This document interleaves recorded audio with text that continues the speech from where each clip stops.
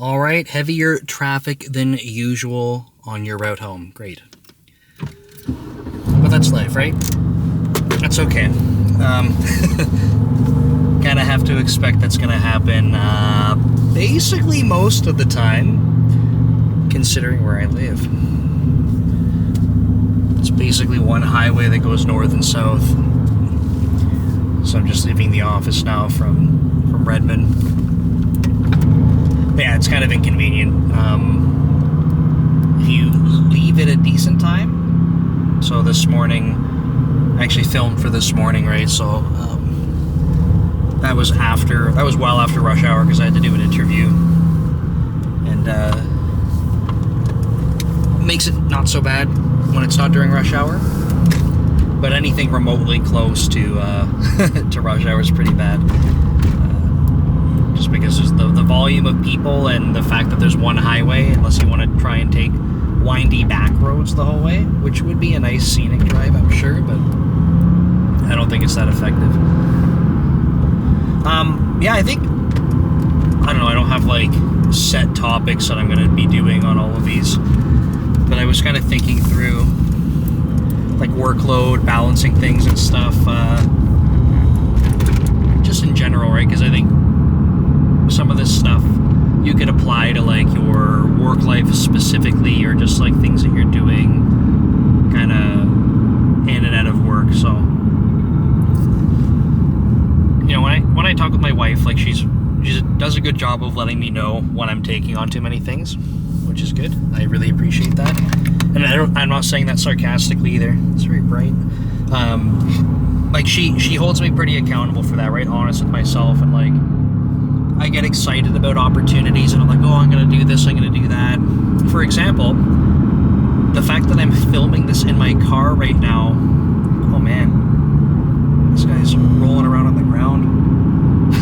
So you can't see it, sorry, but there's a big truck, like a fuel truck, sitting in the middle lane on the road, and I thought that I saw like garbage or something kind of float underneath, and this guy has a wrench in his hand and rolls out from underneath his truck into my lane. Like he's just on the ground, like as I'm about to pass by, so I'm gonna move over. Anyway, you can't see these things, so I'm just letting you know. But yeah, my wife does a good job of like letting me know, like, hey, like, you sure? But I was just saying that, like, the fact that I'm recording this is one of these things where I told her, like, you know, I'm not complaining about the hybrid work situation. The first thing I filmed for this was kind of talking about how I think there are lots of benefits to getting to be with people in the office. So it's not like that, but I don't like commuting. I think it is the biggest waste of time, and you can, like, sorry, if you're on a bus or a train or something, like, sure, like, that could be awesome. You could try to find ways to get stuff done. But for me, like, if I'm driving a vehicle, that's just not a good use of my time. I'm not doing anything. Now, for some people, they might say, okay, well, I'm going to listen to podcasts or audiobooks to learn about things, and that's great. So I'm not saying in general for every single human. I don't like generalizing things, but I do it a lot. It feels kind of gross, but I'm not saying for every single human it's ineffective, right? Like, for me, it's not effective. I feel like I'm like purely wasting time when I'm commuting. I understand the goal, like the end goal is to have time in the office, which is really good, it's valuable. But the fact, like, if I weren't filming this right now, I'd just be sitting here at this red light, contemplating life. And instead, I can try to turn it into something. There's benefits from me sitting here and talking about my thoughts and trying to think through them, articulate them in different ways. Hopefully there's benefits to someone watching, listening. And maybe that benefit is just like you're filling your time, right? Maybe it feels like maybe you're listening to this or watching it on your commute.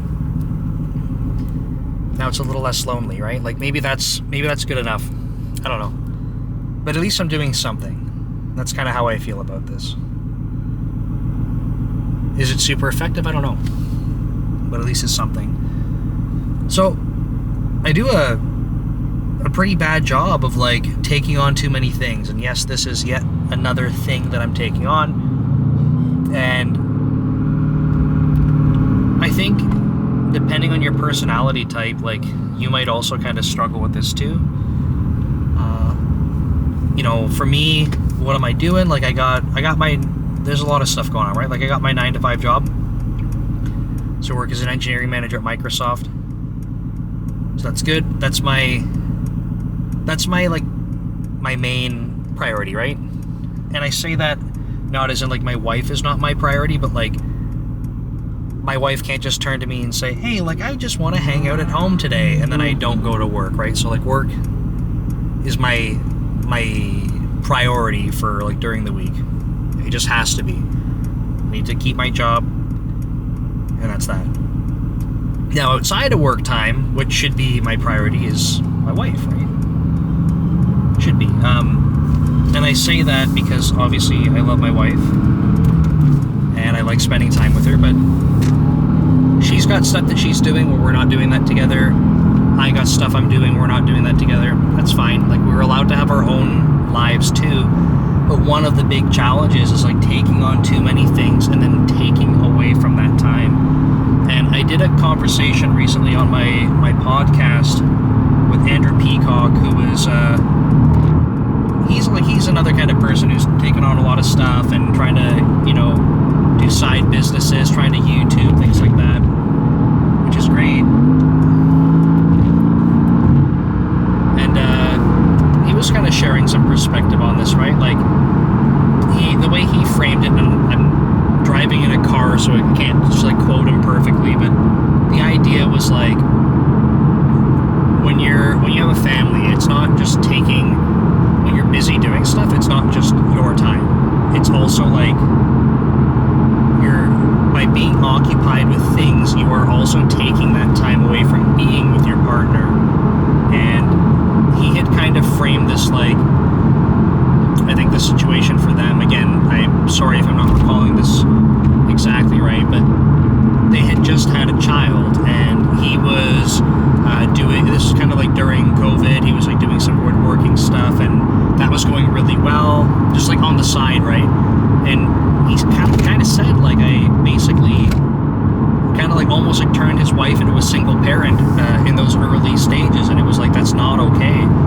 And these are his words, right? Like, so he's like kind of realizing that he's not prioritizing that. And I've heard other people talk about concepts like this, and the way they frame it is like, I think like Alex Hormozy, I think probably everyone knows who Alex Hormozy is. If not, he's a very successful entrepreneur, social media and like content creator kind of personality. And him and his wife are very successful as entrepreneurs and sort of people that create content. And I've heard him kind of frame it as like seasons of work. So instead of thinking like there's this steady state of all the time, like I will carve out X hours and it's going to be consistent, he's like, we work in seasons. There's going to be times where we're buckling down and trying to get stuff done, and that is a season where you are extra busy. And like your partner, ideally, like you work with your partner to understand when you're in your, air quotes, like busy season. And I think that's interesting, because I think that I can totally align with the idea that not everything has like a consistent ask of your time, right? So I'll give you an example. Like if I'm building out a course for Dome Train, I don't, that's not like a permanent thing. Like I'm building a course. That's gonna take time. There's gonna be a, quote, season where I'm building that out. That's gonna be an extra sort of tax on my time. And, if I can be transparent with my wife about, hey, this is a busy season for me because I'm doing this course, then, we need to communicate that. So I think conceptually, I like that a lot. You're focusing on communication, you're prioritizing, and just being transparent with people about, like, the asks they have going on.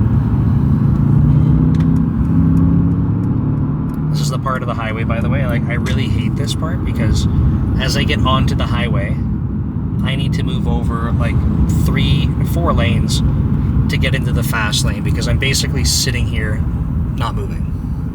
But if I get over to the fast lane, the express lane, I can fly. And I need to be able to get in front of people,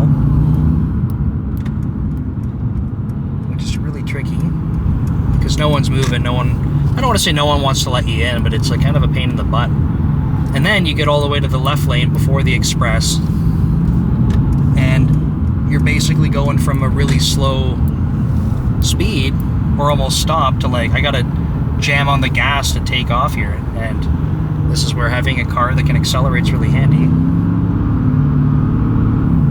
But I need to wait for an opening, and it's kind of scary. There's one coming up though.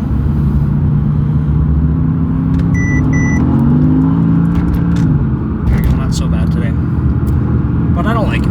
Okay, so yeah, seasons. Now that I'm in the fast lane, which is also now stopping, which is cool. Working in seasons, I like that idea. I think it resonates with me. I think it resonates with this idea of being able to deliver projects and things like that. But where it falls down is when there's these other types of things where like they become longer term commitments. And to give you an example, like creating content in general and trying to make sure that I constantly have content to put out, that's not seasonal. And it's kind of weird, right? Because I think that to be creating content and putting it out online and stuff, like, that's not a seasonal thing. The way to be successful at that is to keep putting out content. When people talk about consistency, yeah, sure, there's some people that'll say, oh, it's the time you post. It's not. Like, that's a optimization, but the secret that no one wants to like admit to themselves is like, you just have to keep doing it for a long time and doing more of it. And that means time commitment. It's not a season. Unless, of course, you say, like, I want to create content for a year and it's my season to do that, sure. But I don't see a lot of people that are like going to be successful at that unless you happen to like go viral and great, now you can retire from your content creation because you went viral. I don't know. So for me, I got a lot of things going on where they're no longer necessarily becoming seasonal. Oh man, this guy's not very smart. I'm in an express lane and you're not supposed to drive back over when there's solid lines set up this way. And this guy just moves over like at a random spot, just kind of like slams on the brakes so he can cut in to the normal traffic. So I'm not expecting someone in front of me in the fast lane to just slam on the brakes when there's nothing in front of them, so that was fun. But when you have all these things where it's like they're no longer seasonal things. Yes, I have a bunch of seasonal stuff still. So like currently, like at this very point in time, I'm wrapping up, I'm doing 2 dome train courses at the same time. I am wrapping up one of them, so all of the content has been edited. I just have to go through a couple of extra videos and double check them. But then that's done. So that season is done. That's excellent. Right? It's good to get that out of the way. I'm proud of what I've done. Good. That season is done. But I still have another dome train course. That is a seasonal thing. Okay. Now on top of that, what else is going on? Well, work, my 9 to 5 at Microsoft, that's not seasonal. I hope to God it's not. I want that to be a consistent thing. So not a seasonal thing. I have brand ghosts that I'm creating. Now, one could argue that might be a seasonal thing. Like if it doesn't work, then, good run, seasonal, right? You put in some effort, it's gone. But like, I really believe in brand ghost. And I think probably any person who's trying to create a service or whatever is going to say they really believe in it. But like, if I compare it to, let's say, to Meal Coach, which I was building before, my nutrition platform. I say just because you don't know the other people that are working on it with me. And and I don't want to just say our, because you'll say, well, who's us, who's our? So I'll say my, even though I don't like trying to take credit entirely, like that's not fair. But with Meal Coach, we would talk to people and they would say, hey, it sounds cool, but then no one would use it. And right now with Brand Ghost, we have people going, that sounds cool, and they're onboarding. Big difference. We have people that are excited to try it and use it. Now, are they converting? Like, we're not there yet. We're not at the point where people are converting and saying, yes, I'll give you money for this every month. So it's still early, but one could argue this might be seasonal. If we try to do it and people are like, yeah, I'm not paying you for that, maybe it's seasonal and we're done. Now, the reality of that, though, is like, I use Brand Ghost. This is how I post content. So it's not going to be seasonal in the sense that Brand Ghost gets shut down, but it might be seasonal in the sense that the people that are working on that with me, they're like, hey, this isn't a viable business, and that might just be the reality. You know, it'll be a hard reality, but we'll find something else to do that might become another season, or it might turn into something that's big.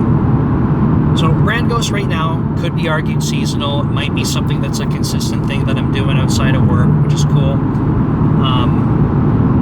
There's a couple of other things that I dabble in. So one is like, I don't know what you'd call it necessarily, but I am doing like I have a good friend from back home who is doing some software development, and I'm trying to help him sort of build out this software for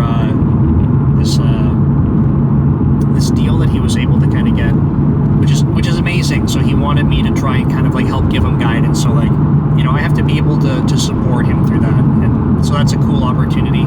Is that one seasonal? To start, that is seasonal because I'm just dedicating some of my time to him, and there is a fixed timeline for delivery. So like by definition, it's seasonal. If that turns into something bigger and he needs me on longer term, maybe it's not seasonal anymore. And then there's another piece of software that I'm helping prototype kind of on the side. So again, like, because it's a prototype, is it seasonal? Absolutely. Right? Maybe it goes nowhere. Maybe I get the prototype to them and they go, hey, thanks, but like, I guess, yeah, we're not gonna fly, like we don't like the business idea anymore, but they need something to work with. So could be seasonal, could turn into something longer term. So point here is that when you have all these things getting stacked up, I gotta move lanes, but all these things stacked up, like the seasonal stuff is one part, but we only got so much time. So when these things stop becoming seasonal, now that's taking away from just like the core time. So to give you an example, like I reached capacity, like turning Brand Ghost into a full-time, not a full-time thing, sorry, like into a real like product that we want to try offering to people. When we started writing code for Brand Ghost versus me just having my sort of ad hoc solution, when we started writing code, that's where like I was already at my capacity. So something had to give, right? So for me, what I had to do was kind of prioritize all the things I have going on. And I said, content creation is a priority of mine. This is like one of the things I set out to do, and said I need to be creating content. Courses they remain seasonal. So I'm like, hey, if I'm doing a course, like I'm not stopping that. Should I be taking on more courses? No, not if I'm at capacity, right? So kind of like a check for me to say, hey, like you're at capacity. If Nick Chapsis came to you and said, hey, one more course right now, I'd say, no, I gotta wait. But I already agreed to do the one that I'm doing, and this second one technically. So these gotta happen, and that's cool. But they're seasonal. So for me, I reached this point with content where I said, okay, well, I'm not doing the content. So something's got to give, though. Pardon me. So when I look at what I'm creating for content, I said, you know what? Like, what takes them? Like, what's the most time? What's the lowest ROI? And it turns out blogs. blogs take so much time, and I don't see any return on them. And like, it sucks because I think blogs are very valuable. I like the idea of having useful information on my website. People can search it. Like, I was getting really into seeing like my click-through search results on Google Search Console coming through and being like, yes, like it's working. I can see the graph going up of people going to my site. Super cool. But the reality is, like, that's not converting anything. So the number of people going to my site while it was growing, like, compared to me, like, okay, if I had to drop writing blogs or posting on LinkedIn, like, a post on LinkedIn is significantly lower effort than writing a blog post. Significantly. So, like, why would I not, like, if I have to cut something out, blog posts were the thing. And like I said, it sucks because I think that there is value in it. So for you, like, if you're listening to this or watching it, right, you might say, well, okay, I am at capacity. Like, I think you have to do a little bit of, like, soul searching and feel like, hey, what's important to you right now? So if you were doing some stuff on the side, let's say, and it was like, that's extra income and you really need money, like, maybe you want to prioritize, like what's not making you money. So, well, I want to carve out, you know, X number of hours an evening for video games. Okay, like, maybe it's time to say no. Or maybe, you know, for family, maybe you're like, hey, like, take the case with Andrew Peacock, right? For that podcast I was talking about, he had to make the decision. He's like, no, I'm prioritizing family. It makes a lot of sense, right? But you have to do a little bit of that soul searching and be honest with yourself, and then do it. So mine was a pretty easy thing because it was just like, hey, blog posts. So it was a lot of work. It was not a ton of return. It's funny, I was running ads on my website and people hated it. This is just Google's default, like, you place the ads, and people hated it. And I don't blame them because it's spammy. I would just tell people use ad block if you really care. But people hated it, and I turned it off because it was making me like $1 to $2 a day. So I'm not making any money off my blog. In fact, it costs me to host it. I pay for WordPress plugins. I lose money off my blog. So, you know, not writing blog posts now. That's fine. I'd like to go back to that once Brand Ghost is more stabilized and stuff.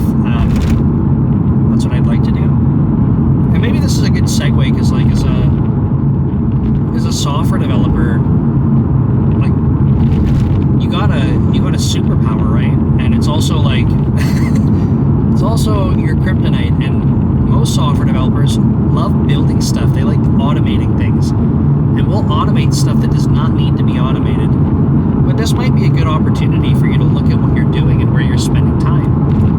And this is how I created Brand Ghost. I said I am prioritizing posting content, and I don't have time to go post my content across all these platforms. And I don't have time to go scheduling it every week either. Because if you're doing one platform, and you want to go schedule your 7 posts a day, okay, like, that kind of sucks, but you could do it. But I post to 12 platforms a day, so what do you want me to do? Go schedule content for 7 days times 12? Like, that's carving out a whole Sunday. Like, I'm not doing that. So I basically started by saying, let me do it the hard way for a couple platforms, and as soon as I could manage to do a little bit more, I would try it, reach a point where I'm like, it's hard to keep up, and then I would automate the posting. And when I say automate, by the way, I don't mean automatically creating content. I mean, like, automating the actual action of posting and scheduling.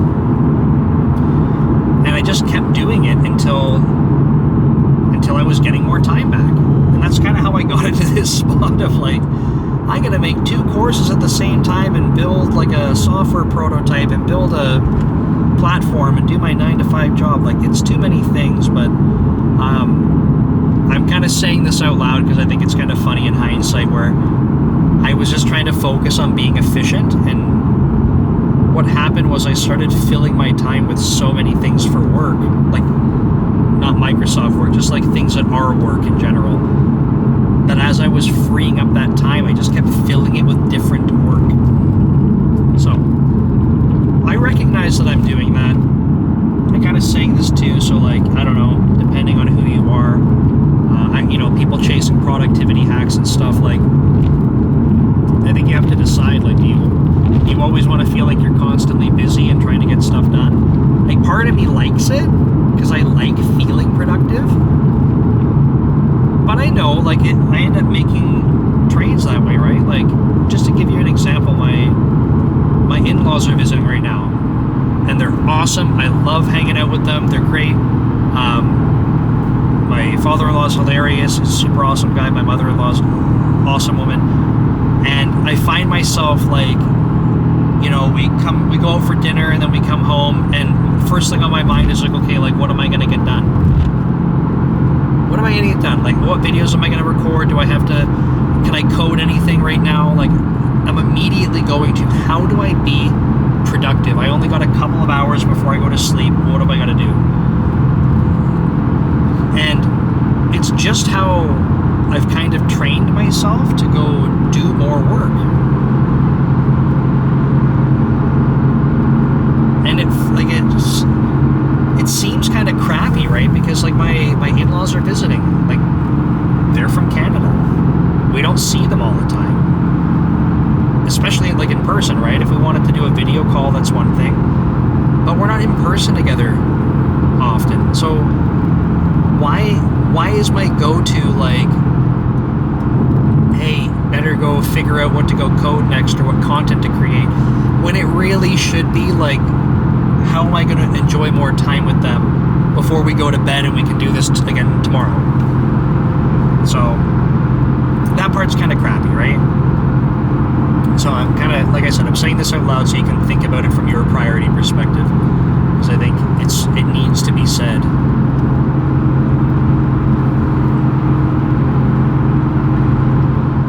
So I think another thing that's important, and I'm pretty fortunate this way, for the most part, like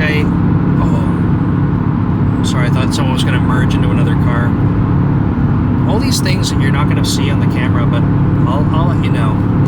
I'm pretty fortunate in the sense, like, I think it's important to try to focus on problems you want to solve. And I didn't like come up with this, but like it's sort of like a philosophical thing, and I don't know where I heard it originally, and I don't have an exact quote, but the idea is like, in life, there's always going to be problems, right? There's always problems.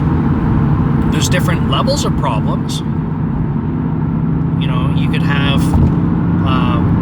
could have financial problems. You could have health problems. You could have relationship problems. There's all sorts of problems. Now, the goal is not to have no problems, because it's a false goal. Like, you're always going to have problems. But instead, if we can have problems that we want to focus on. So for example, I don't want to have money problems. I don't want to have health problems. I don't want to have relationship problems. The problems I want to have are like, I want to have software problems. I want to have problems where someone is saying, I would like this situation to be solved, and I can go think through it. Like, I want to spend time on those problems. I don't want to have problems that are like, I gotta go fix my car. Like, these are things that I don't want to spend time on. So again, I'm fortunate that I'm in a position where, for the most part, I can sort of pick the problems I want to solve.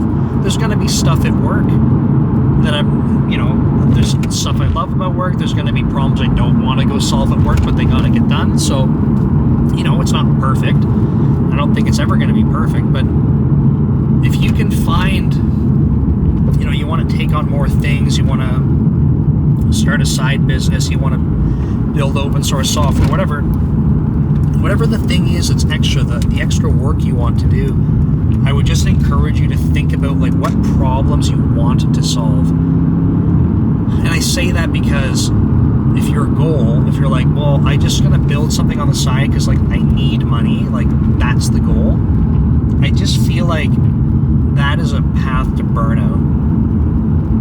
So this is coming from someone who's doing tons of things.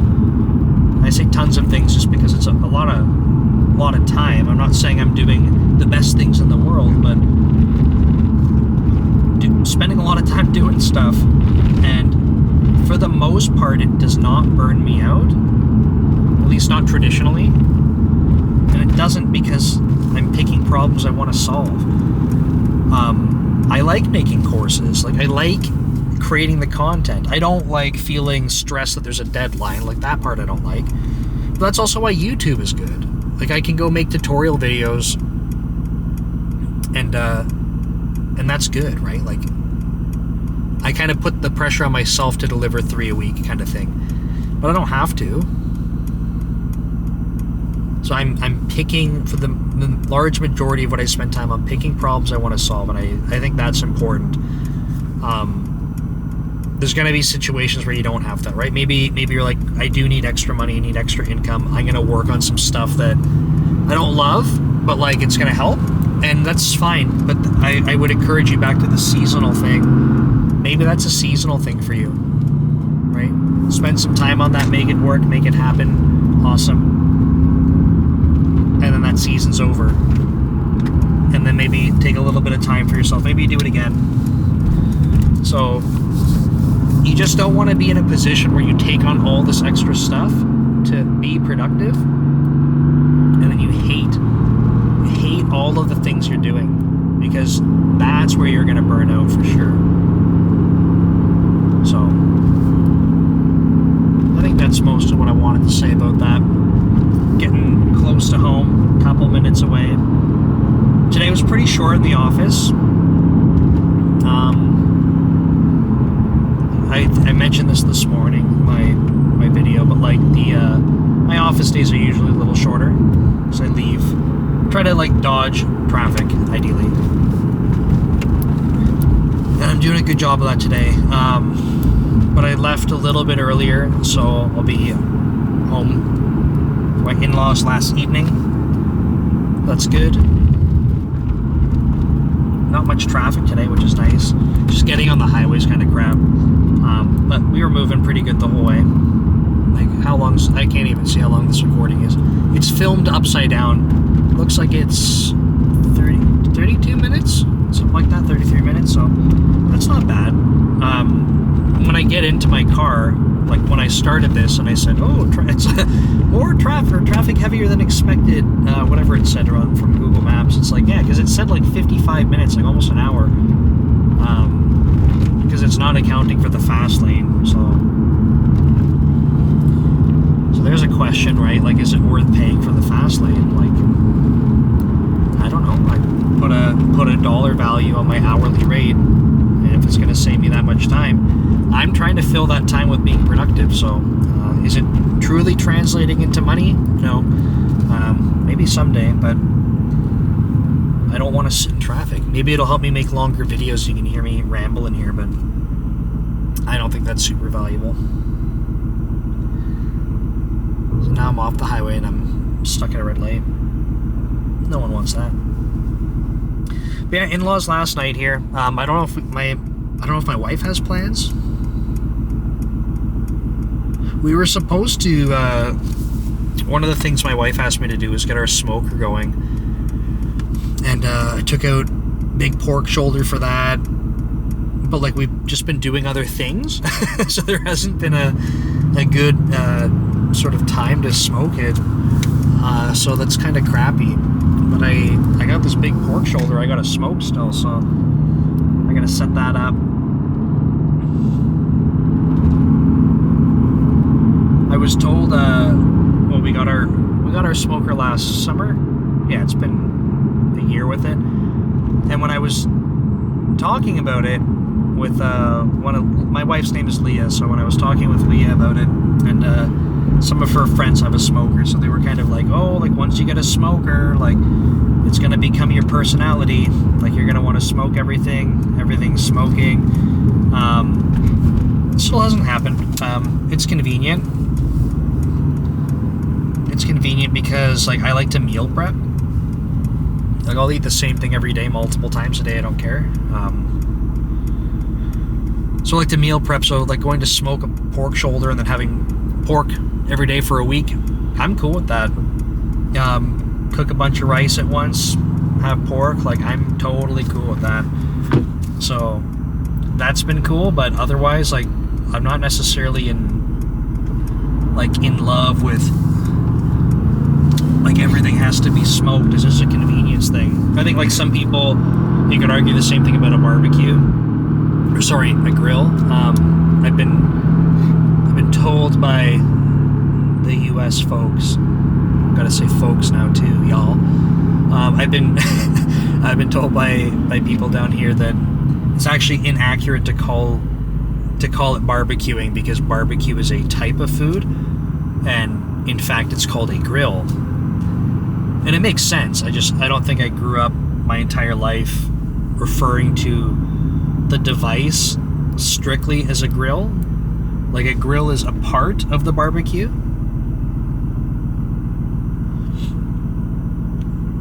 But yeah, apparently that's how it is, so I gotta be careful how I say it now. So my point was, maybe some people, they like to grill, and even if they want to meal prep, they'll cook a bunch of stuff on the grill all at once. But the smoker's nice because it's like, just leave it leave it for a long time and it's good to go. Probably if anyone's watching this or listening and they smoke stuff, they're like, oh man, like you're obviously doing it wrong. You gotta be spritzing it with apple juice or something acidic. Like it's not my personality, right? That's what I said.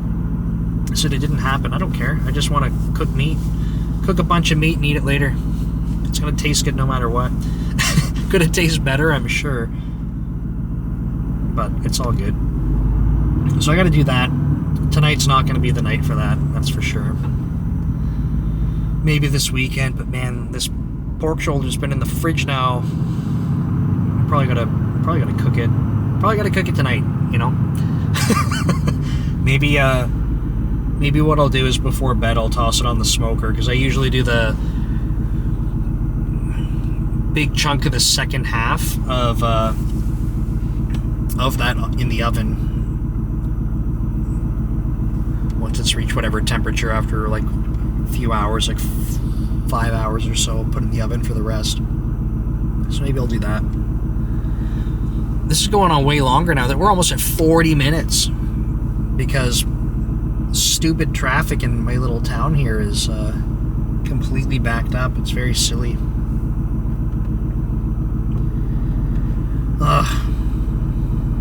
See? And if I wasn't filming this, I'd just be frustrated sitting at this light, but now you get to enjoy that with me, which is pretty cool. So what else we got going on? Tomorrow is a working from home day for me. So it's Thursday. Tomorrow I'll be working from home. Thursdays are a big one-on-one day for me. It can be pretty overwhelming because it's a lot of one-on-ones. But I like kind of blocking them out that way.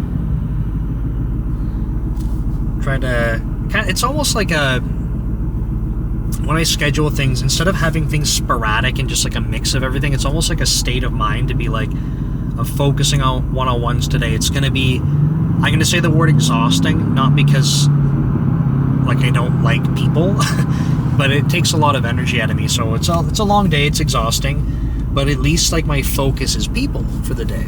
And there's other days where like I might have quiet, few meetings, and then I have dedicated time to go work through stuff. I have a feeling there's something wrong at this light. As I get closer, I see people moving over lanes. Accident, stalled car, something I can't see. This car is quite low, so I got 2 pickup trucks in front of me, SUV beside me. Just what I needed. But yeah, tomorrow's a one-on-one day, so that'll be good. I do early in career mentorship, so I gotta get that scheduled. And I think it'll be cool. We're getting close to the time where I can do like a sort of like a 12-month review with people. I think it's always really cool to do this, where kind of working with the same mentees for a year, and after it's been like 12 months, being like, hey, like, let's reflect on all of the stuff that, like, you know, you kind of grew through over the past year, because it flies by. And you know, people going through their first reward cycle, some people getting promoted, some people having manager changes, reorgs. Like, there's so much stuff that happens. And you know, these people for early in career mentorship, they're not my employees, right? These are employees from other teams. And I think it's super cool, because like, I get excited hearing about everyone's kind of growth over the years. Not years, and you know, it's a good reminder for me, like, for where they started and some of the challenges they had. And it's like, hey, yeah, like, you had a difficult manager, and look at you now, where you had these team challenges. Look at you now, or you didn't know how to navigate these types of things. Look at you now. So I really enjoy that, but it's probably coming up. Usually it's right around now, but I think the organizers of the program reminded me that it's actually like November. So I'm not sure if we're going to go the whole duration of that, but we'll see. But I'm excited for that conversation. So I'm saying it out loud so I can remind myself to schedule it. But folks, I think that's it. I am at home, so thank you so much. No one else is home, apparently. That's okay.